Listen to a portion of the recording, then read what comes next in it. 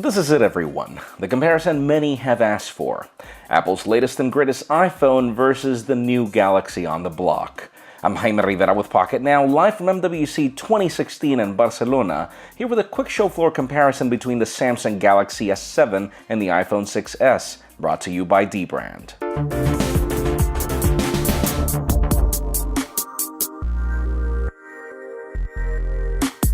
We've always known that the S year for any iPhone involves better specifications on the same hardware, and at simple glance, you'd think that Samsung did the same here.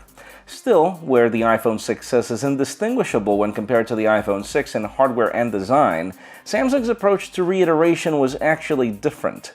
In the hand, it's really hard to say that anything has changed on either of these devices, but the story is rather different once you dig deeper. For starters, Samsung actually worked on perfecting its already popular Galaxy S6 design in ways that Apple really didn't.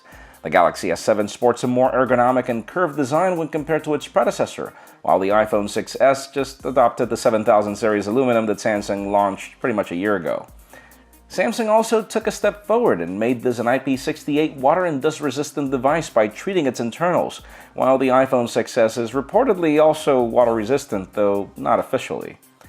The display on the Galaxy S7 continues to be the gorgeous AMOLED panel of its predecessor, but now with the added benefit of an always-on mode that's smart enough to detect if your phone is in the pocket or placed face down, and where the iPhone's IPS panel just follows the good but unremarkable path of its predecessor.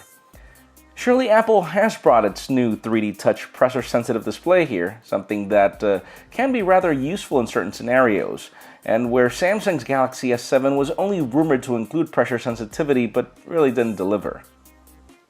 Still, Samsung also added some major improvements with the purpose of addressing consumer complaints, while Apple brought features that some people didn't really ask for. For example, this Samsung Galaxy S7 now comes in only one 32GB configuration that's now complemented by expandable storage through an extended SIM tray, and where sadly any iPhone 6s starts at 16GB and adding storage is a lot more money. Samsung also added a much larger 3000 mAh battery to the Galaxy S7, as opposed to Apple's decision to shave a few hundred mAh on its flagship, just to accommodate that new vibrating motor. Samsung touts that its new battery will allow you to watch a full season of Game of Thrones with one charge, but I'll have to see and test that to believe it.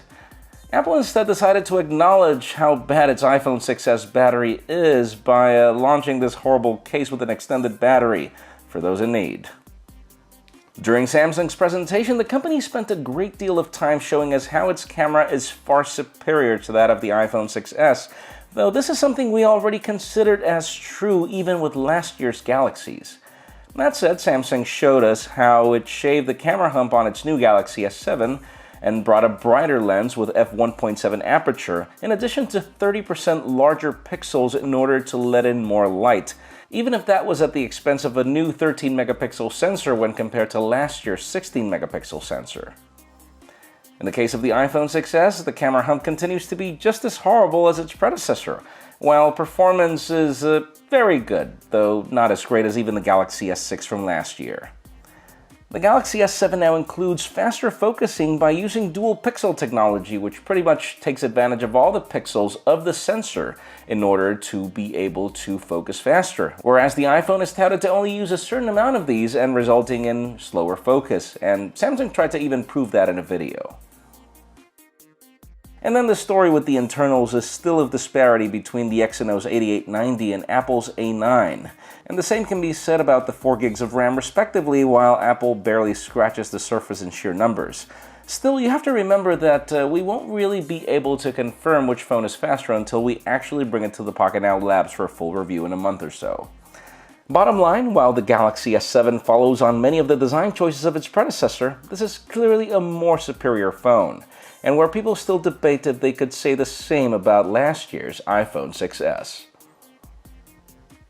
Pocket Now's MWC 2016 coverage is made possible by dbrand, manufacturer of precision-cut vinyl skins for smartphones, tablets, laptops, gaming consoles, and more.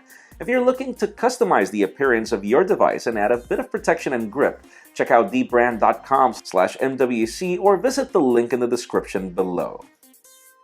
We've got more coverage coming, folks, so make sure you follow us on social media and hit that subscribe button down below for more videos like this one.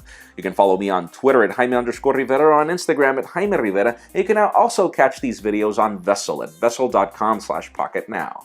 Please give this video a thumbs up if you like what you saw. I am Jaime Rivera. Thank you very much for watching. We've got more coverage coming soon.